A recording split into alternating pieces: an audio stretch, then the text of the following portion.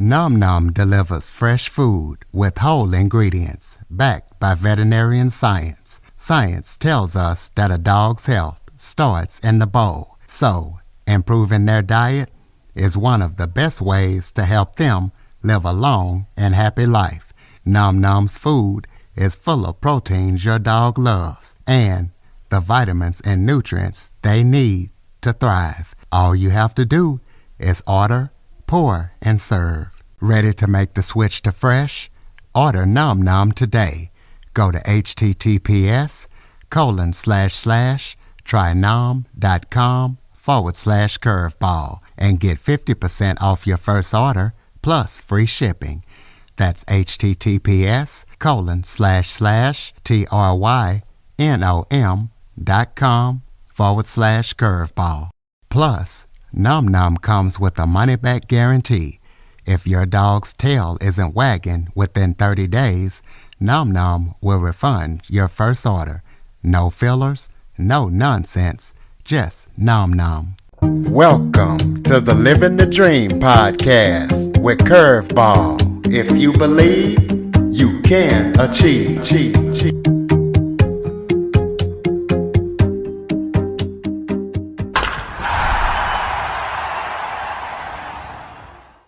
Welcome to the Living the Dream with Curveball podcast, a show where I interview guests that teach, motivate, and inspire. Today, we're going to be talking about grieving in children, as I am joined by children's author Katherine Pendergast and funeral director Lacie Brueckner. They both work in the funeral department. Lacie is a funeral director and Katherine works with the insurance side, but we're going to be talking about why they do what they do and grief in children. So thank you for joining us, Katherine and Lacie. Thanks for having us. Yeah, thank you for having us. Well, why don't you, each of you, start off by telling the listeners about yourselves? Well, I'm Katherine Pendergast, and I'm a children's author, and I also work in the funeral industry on the insurance side of things, and that's how Lacie and I met.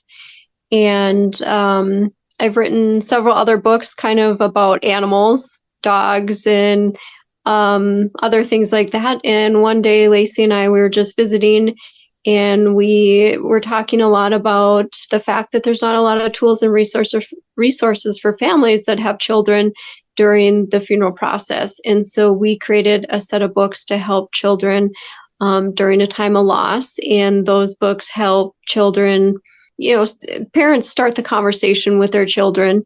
And then we also show kids what a funeral, visitation, graveside service might look like. And then also some grieving mourning activities they can do individually and as a family. And from that, we just had so many requests to do a pet version, and that's where Goodbye Bella came from. My name's Lacie Brueckner, and I'm a funeral director. I've been in funeral service for, I think we're on 18 years now. And Katherine and I met, and she told me about the children's books that she was working on, and we got to visiting one day and kind of did some digging, and there was a lack of resources for kids who have experienced or going through the loss of not only a pet but a family member as well, and decided that we could maybe fill that gap. So I know you guys both had dogs that you lost, so you want to let the listeners know about that? Yeah, I had two Great Danes that passed away last year. Carmela, she was a certified pet therapy dog, so I volunteered with her at a facility where kids lived, and she did that most of her life, and she definitely knew when it was time to go to work. I'd put her stuff on, and she was just ready to go, and they absolutely loved her. So that was really tough to go through the loss of her because she was my first dog, and I was just so close to her. And I have a 8-year-old son, so he had to go through that as well. And then our other Great Dane, Meadow, she ended up passing away a few months after that. So the timing was just, I think we just knew we had to do it. We both had experienced so much loss in such a short period of time. And that was kind of my losses that I had last year. And Lacie, I know you had some too. Yep, sure did. So about the time that we were writing our first books was so we had two little dogs at home, Max and Layla, and we had to make the tough decision to bring our Max in and have him euthanized, and that's a hard thing to go through. And so we had lost him, and then here more recently, a year ago, a year ago, we lost our little Layla. He was a little Yorkie, and it's hard to go through that. Okay, well, kind of walk us through the process of how the two of you help kids deal with loss and grief, whether it's, another person or animal. Well, in the pet book, we show a little bit of the aging progression of the animal. With my son, he was able to see kind of the decline in their health. The accidents on the floor, not being playful, losing their appetite, some of those end of life things. And it was kind of frustrating from his perspective that he wanted to play with them and he didn't want them to have accidents. And, so he really got to experience that. And so some of that was inspired by real life things. But the other thing that we did in the book was Charlotte, she's the young girl in the book, and she's really concerned that she's not going to be able to say goodbye to Bella because she doesn't know exactly when Bella's going to die. And so she comes up with a pretty creative way to say goodbye to Bella every day and kind of cherish those last moments and last days and weeks with her, even though she doesn't know when that's going to happen. And it's also kind of hard to experience that, but she just really goes with it and just shows a lot of love and compassion for her dog. So what was the most surprising thing that happened during the time that you two have been collaborating? I think kind of a surprising thing that we both experienced is we've had many adults that have come to us since these books have been released saying that our books not only help their children, but helped them as adults as well, which has been kind of a neat surprise. Well, Katherine, I know Lacie was telling me that you're really the children's book author and you have a lot of books out there. So tell the listeners about, the rest of your books and any other collaborations that you guys have together. Yeah. So back in 2018, I published my very first book, and that was Pickles the Dog Adopted. And it was kind of about a real dog named Pickles that was part of my business. I donate a small portion of my sales to animal shelters with all my books, including the funeral books and the pet loss book. But so I kind of wanted to share her story. She was from Minot, North Dakota, and during the 2011 flood there, she kept getting returned to a shelter over and over. And a family member of mine ended up with her, and she was just this amazing dog. And I wanted to share her story. So there's actually 3 in that series so far. And then I wrote Babies of the Badlands, which is a board book geared towards, that really young age, 0 to 3 year age. And so that's the baby animals that live in the national park in our state.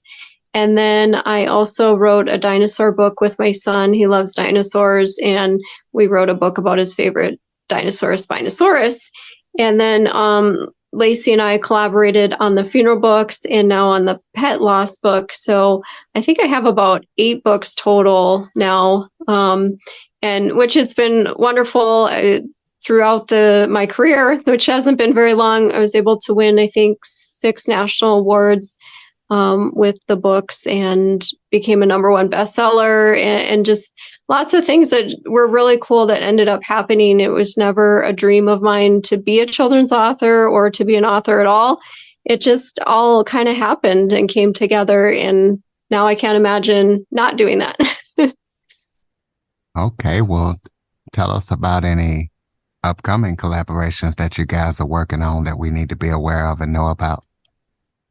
Not really sure what our next collaboration will be. We've had a lot of requests for different books, really. There's different relationships that we've had requests to do related to a loss. We've had requests for like when a child dies, or a sibling, or a parent, or some other relationship, or maybe even a classmate. Just lots of different requests, and we're always looking to fill a need. So I guess we will figure out what we want to do next. But the pet one just came out, so that's kind of been our big focus right now. Okay, well, throw out your contact information so people can keep up with everything that you guys are up to and check out everything that you've done. Yep. So all the books are available on Amazon, and then also on my website, katsocks.com, KATSSOCKS.com. It's also on Facebook, social media, Instagram, all that. All right. Well, close us out with some final thoughts. Maybe if there was something that I forgot to talk about that you guys would like to touch on, or just any final thoughts you have for the listeners. Lacie, maybe if you'd want to talk about kind of the ending of Goodbye Bella. We didn't really touch on that yet. Yeah, so we ended our book with Bella, or with Charlotte and her family adopting a new dog to bring into their home. And we at first weren't sure if we were going to go that route, and I'm so glad we did. One kind of neat experience that I had recently. So like I mentioned, our Layla, we had lost a year ago. And about 3 months ago, we adopted a new dog and brought a new dog into our family. And shortly after we got Keto, is his name, my little 11-year-old came to me kind of crying and upset, and she was feeling guilt.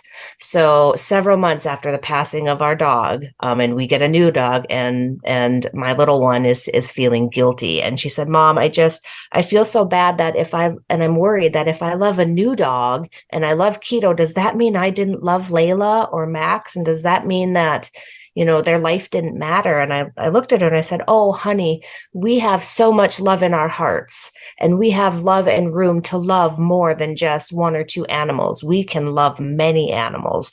And Layla and Max aren't here anymore. And, we can't do anything about that. And they would want us to be happy. And if we have the ability to adopt and bring another animal into our home, then we should do that. And that's what we did. We have lots of love in our hearts to love many animals. And I think that's an important message to tell kids and families and adults even, to know that it's okay to love again after experiencing a loss.